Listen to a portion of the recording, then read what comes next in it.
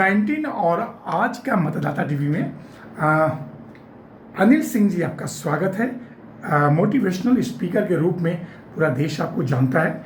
आज के मतदाता में आपका बहुत बहुत स्वागत है।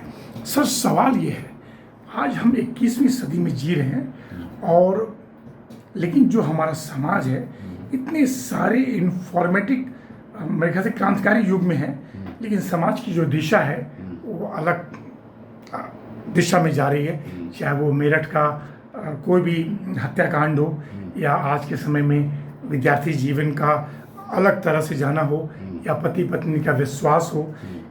कहने का तात्पर्य ये है कि हम 21वीं सदी में जी जरूर हैं, बहुत सारी सुविधाएं भी हैं, लेकिन सामाजिक जीवन जो है, जो पारिवारिक जीवन है, खुशहाल नहीं है।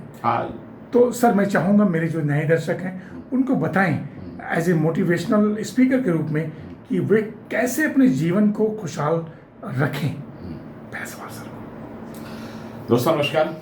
सबसे पहले तो प्रेम जी, आपका दिल से मैं थैंक यू करता हूं कि आपने मेरे को इतना वैल्यूबल टाइम दिया, और जितने भी हमारे श्रोतागण हमारे सुन रहे हैं उनका भी मैं दिल से थैंक यू करता हूं और धन्यवाद करता हूं।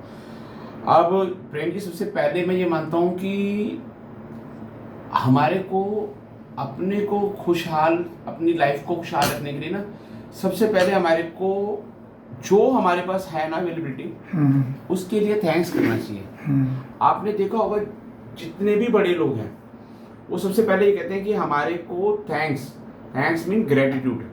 मतलब वो कहते हैं कि जो भी हमें भगवान ने दे दिया है उसके लिए हमारे को हमेशा थैंक्स करना चाहिए ईश्वर को। मतलब जैसे मान लो कि लोग क्या करते हैं, लोग थैंक्स ना करके क्रिटिसिज्म ज्यादा करते हैं। जैसे मान लो किसी के पास 4 चीजें हैं और एक चीज नहीं है, वो एक चीज जो नहीं है वो उसी के ऊपर फोकस रखता है।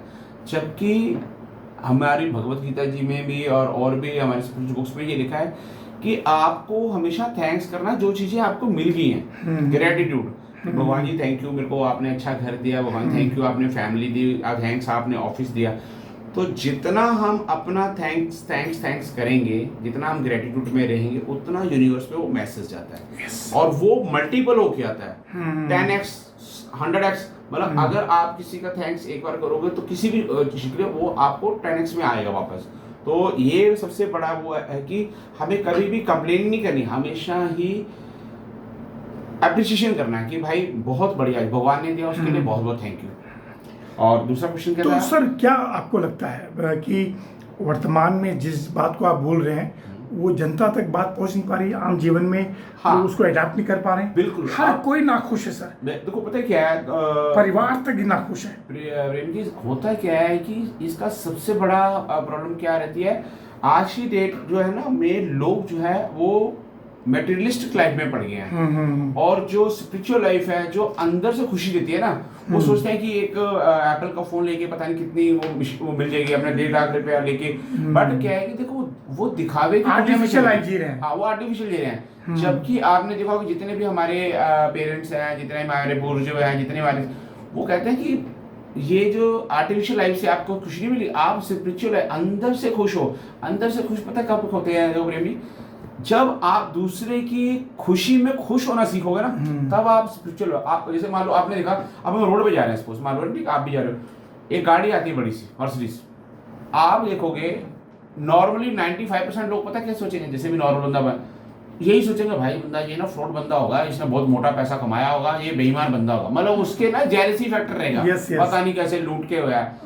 लेकिन जो बड़े लोग होते हैं, जो अच्छे वाले होते हैं ना, वो पता हमेशा कहते हैं जैसे ही कार बड़ी आएगी तो वो कहेगा भाई कितनी मेहनत से बंदे ने कमाया, बहुत कम लोग एप्रिसिएशन करेगा।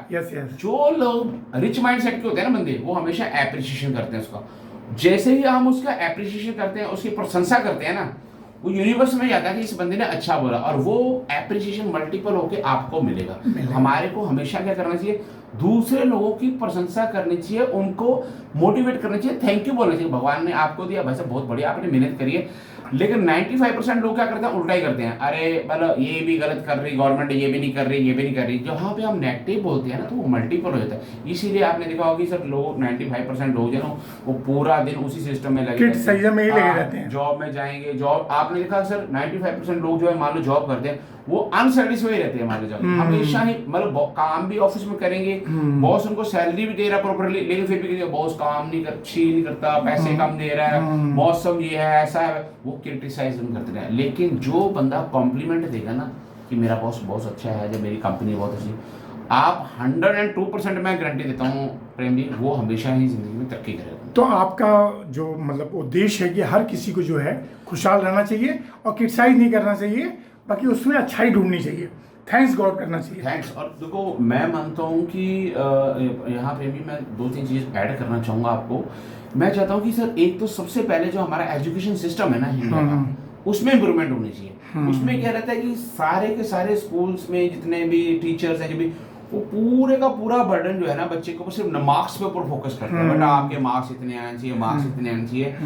लेकिन जो बाहर के स्कूल हैं, जहाँ अच्छे स्कूल हैं, वो फोकस करते हैं उसकी पर्सनल डेवलपमेंट में, कि उसकी पर्सनैलिटी कैसे डेवलप, वो अच्छा इंसान कैसे बने। आपने ये देखा होगा जितने भी आज की डेट में अच्छे बड़े लोग हैं, जैसे टाटा, बिरला, अंबानी, अदानी, इसमें से बहुत से लोग ऐसे आपने देखे होंगे जिन्होंने बहुत बड़ी एजुकेशन नहीं थी उनकी, एजुकेशन मतलब नॉर्मल 10th, कुछ भी 10th भी नहीं होंगे, कुछ भी अंबानी को देखिए, लेकिन उनका पर्सनल रिलेशन इतना बढ़िया है, वो पर्सनल लोग इतने अच्छे थे, आप उनको पता था कि लोगों को कैसे अपना बनाना है, कैसे बिजनेस डेवलप करना है।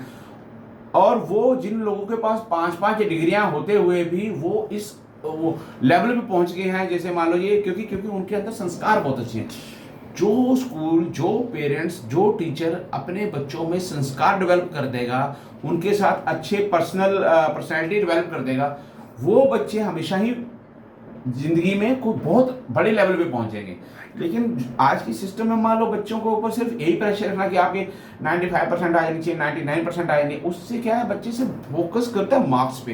लेकिन वो अभी लोगों की हेल्प करना, लोगों में ग्रेटिट्यूड लाना, पेरेंट्स की रिस्पेक्ट करना, लोगों को मिलके चलना, वो चीजें उनमें कहीं ना कहीं कमी रह जाती है, मिसिंग है। और वो मिसिंग जो रहती है ना, वही क्या है कि वही भटकाव है। और जो आपने बोला अभी कि हस्बैंड वाइफ में काफी सोसाइटी में प्रॉब्लम रहती है, क्यों प्रॉब्लम रहती है? क्योंकि उनको शेयरिंग की आदत वहीं से खत्म हो गई होती है, छोटे से। वो जैसे ही मैरिड लाइफ में आते हैं तो सबसे पहले कहते हैं नहीं सर हमें तो अलग रहना, मतलब पेरेंट्स के कहते हैं हम तो अलग रहेंगे। जब आप पेरेंट्स को ही एक्सेप्ट नहीं कर पा रहे तो नेचुरली सोसाइटी में फिर बाकी चीजों की आपको नॉन शेयरिंग की आदत जो पीछे से ही होती है कि मेरे को किसी से कोई शेयर नहीं करना, वही फिर हमारे बच्चों में जाएगी। अगर हम अपने बच्चे पेरेंट्स को एक्सेप्ट नहीं करेंगे सर, तो हमारे बच्चे भी, तो आपको पता ही है सर, जो हम करेंगे बच्चे हमारे वही करेंगे। तो इसलिए हमारे को अच्छे अपने संस्कार करने चाहिए, अच्छे संस्कार, और लोगों की खुशी में अपनी खुशी जाहिर करनी चाहिए, जो कि आज के इस कलयुग में नहीं है। वो बहुत कम है। वो तो देखो सर क्या है कि मतलब कलयुग तो हम कहते हैं, लेकिन जितना भी अब कुछ लोग अच्छे, जैसे आप जैसे लोग हैं, तो आप आते हैं हमारे को कहते हैं सर क्या है, तो मेरा सर ये रहता है कि स्कूल में, हर स्कूल में छोटे लेवल से ही बच्चों के अंदर मोटिवेशन, बच्चों के अंदर अच्छे एजुकेशन, बच्चों में कॉन्फिडेंस डालने में, एथिक्स, संस्कार, इसका ना हर एक वीक में एक आधे घंटे का एक सेशन रहना चाहिए। अब बच्चों में क्या है कि कॉन्फिडेंस लेवल, तभी तो उनको पता ही नहीं। अब मैंने ऐसे बच्चे स्कूल में देखे हैं, मैं जाता हूँ पेरेंट्स मीटिंग में या स्कूल बुलाते हैं, वो कह रहे सर बच्चों में सर उनको विजन क्लियर है। मैंने कहा मैडम विजन तो क्लियर होगा नहीं, क्यों? क्योंकि आपने उसके 8-10 सब्जेक्ट है, उसको 8 में बोला तो इसमें भी 90 ले, इसमें भी 90। लेकिन जो बड़े स्कूल हैं, जो फॉरेन स्कूल है, वो बच्चे को सबसे पहले पूछता है आपका इंटरेस्ट किस में है, बेटा आपका कोर वैल्यू क्या अच्छा लगता है। बच्चा कहता है सर मेरे को ड्राइंग अच्छा लगता है या मेरे को स्पोर्ट्स। वो एक सब्जेक्ट को वो रख देते हैं उसके पास, बाकी सब्जेक्ट को उसको साइलेंट कर देते हैं कि भाई साहब इसमें आप करो नहीं करो हमें फर्क नहीं पड़ता। एक सब्जेक्ट में उसको मास्टर कर देते हैं, और वही बच्चा एक मास्टर में जाके वो करोड़ों की संपत्ति में पहुंच जाता है। वो चाहिए कुछ। देखिए ये एलन मास्क, हाँ आप देखो एलन मास्क है, इवन जो एप्पल के वो जो उसके हैं, ये एप्पल के ऑनर हैं वो, और ये ट्रम्प जी, ये क्योंकि इनके विजन में क्या है, एक बंदा, उनका विजन कहाँ फोकस है, मेरे को सिर्फ ये अचीव करना, बाकी सब कुछ छोड़ देना। Right sir. अनिल जी, जो हमारे नए दर्शक हैं, थोड़ा सा अपना अनुभव शेयर करें कि आपने कितनी किताबें लिखी हैं, किन किन क्षेत्रों में आपने योगदान किया है, और कितना आपने संघर्ष किया है इस रूप में स्थापित करने के लिए। Okay, Prem ji, by profession मैं कंपनी सेक्रेटरी कम एडवोकेट हूँ, कॉर्पोरेट लॉयर हूँ, अपनी प्रैक्टिस करता हूँ। मेरा ये पैशन है बेसिकली जी। मैं चाहता हूँ मोटिवेशनल बच्चों को हाँ, या समाज को सही दिशा देना एक पैशन है। मतलब मैं ये दिल से चाहता हूँ, क्योंकि जो चीजें मैंने इतने टाइम के बाद सीखी, मतलब मेरे को भी 15 साल 10 साल लग गए इसको चीजों में सीखने के लिए। मैं चाहता हूँ कि कमी कहाँ रही, क्योंकि हमारे थोड़ा सा एजुकेशन सिस्टम में रही या हमारे सोसाइटी में सराउंडिंग में रही कि हम किसी से बस क्रिटिसिज्म ही करते हैं, जेलसी फैक्टर। अब जब हमें वो चीजें पता लगी हैं, तो ये चीजें अगर हम हर ऑफिस में, मैं ऑफिस में भी इसमें सेशन लेता हूँ, तो लोग कहते हैं सर स्ट्रेस बहुत है, आपस में बच्चे काम नहीं कर रहे। तो मैं उनको ये बोलता हूँ, सभी ऑफिस के स्टाफ को ये बोलता हूँ, हमेशा ही जब भी जॉब करो तो अपनी ऑनरशिप लेके करो। ये मत सोचो कि मैं एम्प्लॉय हूँ, हमेशा बोलो कि मैं ही मालिक हूँ।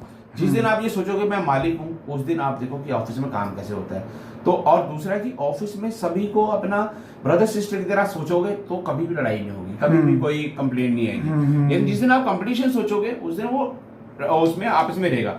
और क्या है कि सर यूनिवर्स में इतना ज्यादा है, इतना ज्यादा पैसा है, आपको कोई कमी नहीं। लेकिन लोग क्या करते हैं, वो छोटे पे ही फोकस रखते हैं, मेरे ये हो ये मेरा।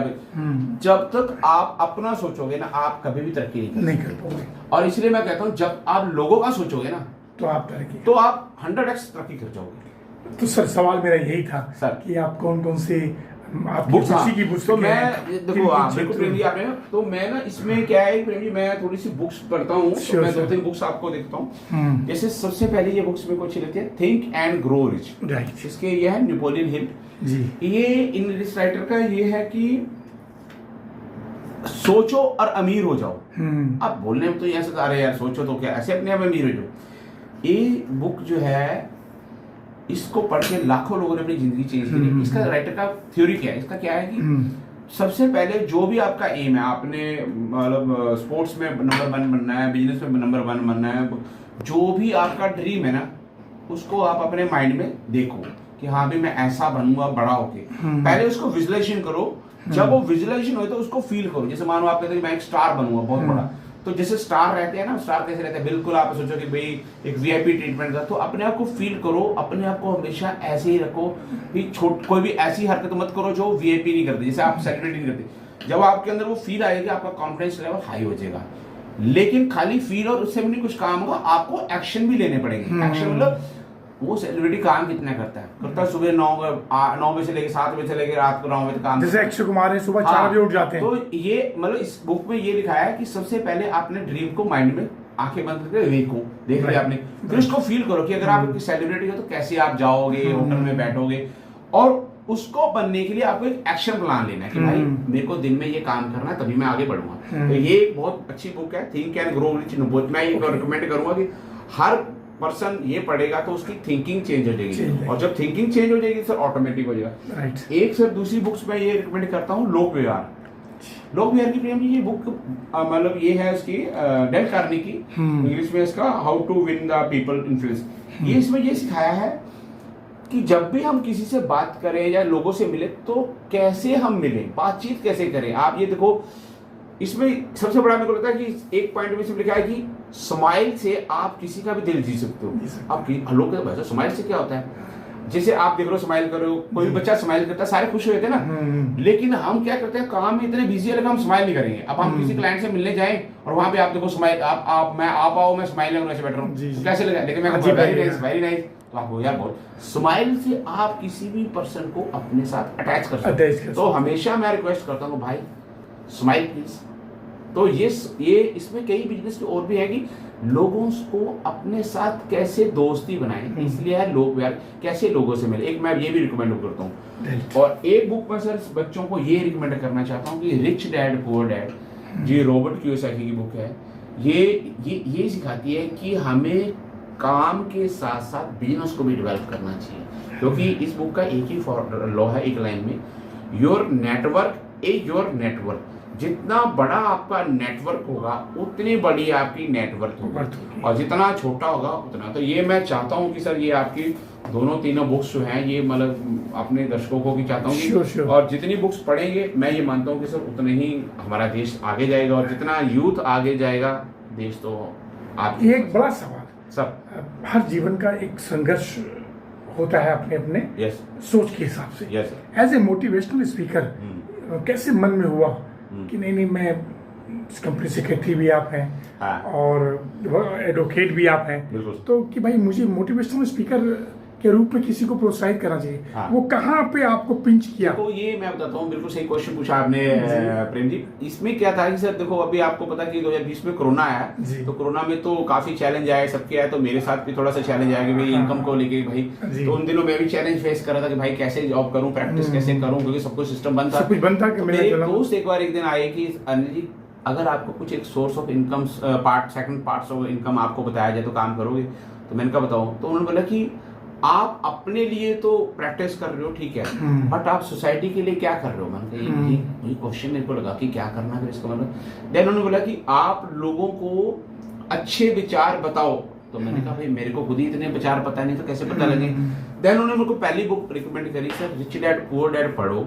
मैंने कहा ये कौन सी, इसमें क्या? तो कह रहे क्योंकि इसमें सिर्फ ये लिखा हुआ है, खाली आप अपना ही काम मत करो, लोगों से मिलो और उनका भी भला करो, उनका ही भला। फिर इस बुक के पढ़ने के बाद फिर थोड़ा सा आपको पता, उस टाइम फ्री टाइम था, मैं यूट्यूब पे थोड़ा सा कनेक्ट हो गया। यूट्यूब पे जैसे आपको देखते हैं कि आप सर्च करते रहते हो तो एक आता है, फिर दो करते करते फिर मेरे को सब बुक्स पढ़ने की वो मतलब एक मोटिवेशन से मिलना शुरू हो गया। तो इस जब फिर मैंने एक बुक पढ़ी तो सर फिर आपको पता है सर बुक पढ़ते करते 10-15 बुक्स मैंने पढ़ ली, और हर बुक में ये लिखा है, इवन जो है इसमें एलन मस्क है, ये इनकी सबकी मैंने बायोग्राफी पढ़ी, उनमें एक ही बोल के कि जब भी आप अपने लिए कमाने की सोचोगे आप ग्रोथ नहीं करोगे, लेकिन जिस दिन आप सोसाइटी के लिए सोचोगे ना कि भाई देश का तरक्की होनी चाहिए, भगवान ऑटोमेटिकली आपको हेल्प करना शुरू कर देगा। बस उस दिन के बाद समझिए, मान के चलो कि 2022 के आसपास ये मतलब दौर आपका स्टार्ट हुआ। हाँ, और 21-22 से फिर मैंने स्टार्ट किया, वहीं से मैंने यूट्यूब, वहीं से मैंने चैनल अपना इंस्टाग्राम सब। तो मैं ये मानता हूँ कि यूथ हमारे को सबको ये मैसेज मिलना चाहिए। अनिल जी बस लास्ट सवाल है। सर भारत देश में 140 करोड़ देशवासी हैं। Yes sir. लेकिन हर कोई किसी को जानता है, यस सर, लेकिन कोई किसी को अपना नहीं मानता। हाँ, जानते तो हैं बिल्कुल, कोई किसी को। तो आपका जो सूत्र है कि दूसरे के बारे में भला सोचो, उसके लिए 2 या 3 कोई सूत्र आप बताएं, जिससे कि अंदर अगर आदमी उस सूत्र को अपना ले और दूसरे के डेवलपमेंट के बारे में वो सोचना प्रारंभ कर दे, जिससे हमारे देश का विकास और बेहतर हो सर। इसमें देखो 2-3 चीजें मैं मतलब पर्सनली रिक्वेस्ट करूंगा हर बंदे को। एक तो सबसे पहले हमारे को हमेशा ईर्ष्या खत्म कर देनी चाहिए। हाँ, हमें हमेशा ये सोचना कि जो भगवान ने दिया ना बहुत बढ़िया दिया, थैंक यू बोलना है, और भगवान हमारे को और भी देगा, ये कहना हमेशा। दूसरा, हमारे को कभी भी किसी की ना कंप्लेंट नहीं करनी, किसी से जेलसी नहीं करनी। उसके पास कहता भगवान ने आपको दिया, बहुत बहुत थैंक यू, और भी देगा भगवान, मेरे को भी देगा। मतलब आप उसका थैंक यू बोलोगे, भगवान आपका ध्यान रखेगा, ऑटोमेटिक आ जाएगा। तीसरा क्या है कि आप ये मान के चलो, मैं इसमें एक पॉइंट और ऐड करता हूँ, दान। आपने देखा होगा कि जितने भी बड़े बड़े करोड़पति है ना, वो दान इतना देते हैं कि आप सोच भी नहीं सकते, इतना करते हैं। क्योंकि इसमें भगवत गीता जी में लिखा है, इवन बाइबल में भी लिखा हुआ है कि अपनी इनकम का 10% या 5%, मैं कह रहा हूँ 1% मान लो। क्योंकि सर देखो क्या है कि हमारे भगवत गीता जी में कृष्ण जी ने भी ये बोला है कि जितना आप दोगे ना 10 गुना वापस आएगा। अब कुछ लोग कहते हैं सर मेरे पास तो पैसे ही नहीं है, तो उन्होंने बोला तुम कुछ मत करो, 2 रुपए के बिस्कुट ही लेके दे दो, क्योंकि आप अगर वो 2 बिस्कुट जो है वो चींटियों को भी डाल दो ना, तो 20 चींटियां भी खाएंगी, तो वो समझ लो 20 आत्माएं उन्हें खाया है। तो जितना आप दान करोगे, मैं अपने गुरु से ये मानता हूँ, उन्होंने मेरे को एक बार बोला कि जी आपको डोनेशन देना है, अब किसी को दो, बच्चे को दो, गरीब को दो, खाना खिलाओ, कपड़े दो, कुछ भी दो, लेकिन जो बंदा अपनी इनकम का 2%, 3%, 4%, 5% जितना भी उससे बनता है वो रेगुलर ही देगा, भगवान उसका मल्टीपल करके देगा। इसलिए मैं चाहता हूँ कि हर लोग को रिक्वेस्ट करूंगा कि दान एक ऐसी चीज है, कंट्रीब्यूशन एक ऐसा है, डोनेशन एक ऐसी है, जितना आप दोगे। और दूसरा, कभी भी डोनेशन दिखा के नहीं देना कि जो कि समाज में करते हैं लोग, क्योंकि अगर आपने दिया और बोला चल मैंने दिया, वो खत्म। आपको निस्वार्थ देना है, ये भी नहीं देना है ये मेरा दोस्त है इसको देता हूँ, दिया भूल जाओ, इस हाथ देना है, इस हाथ को लेना, पता नहीं लगना चाहिए किसको दिया, ये इस तरीके से करना। और जो आपने बात बोली, हर इंसान इस चीज को प्रयास करे। हाँ। और स्कूलों में इसका एक स्पेशल और मेरी पर्सनल रिक्वेस्ट इस तो यही रहेगी कि यकीन को हमारे बच्चे स्कूल से मतलब पूरी यूथ थे, अगर हम ये स्कूल में आप जैसे सबको एग्रीमेंट करोगे भाई सर स्कूल में 1 आधा घंटे का सेशन दो, और मैं तो चाहता हूँ कि मेरे जैसे मोटिवेशन स्पीकर कम से कम भी हजारों हो, ताकि क्योंकि इतना बड़ा इंडिया है, पहुंचने में भी टाइम लगेगा, और जितनी जल्दी आप ये मैसेज लोगों को पहुंचाओगे और मैं अपना नंबर आप मेरे दे ही दोगे। किसी को मेरे साथ कभी भी कोई भी शेयरिंग चाहिए हो, कोई भी हेल्प चाहिए हो, कोई पर्सनल भी काउंसलिंग चाहिए हो, और दिल्ली में बैठते हैं तो किसी को किसी तरीके की भी हेल्प हो ऑलवेज, क्योंकि भगवत गीता में लिखा कि जब भी आप लोगों की निस्वार्थ हेल्प करोगे ना, कृष्ण जी आपकी पक्का हेल्प करेंगे। तो मैं इस मोटिव पे हूँ। अनिल सिंह जी, आपका बहुत बहुत धन्यवाद। फिर किसी विषय पे बात करेंगे। नमस्कार सर। थैंक यू आपका सभी का thank you sir, thank you Prem ji.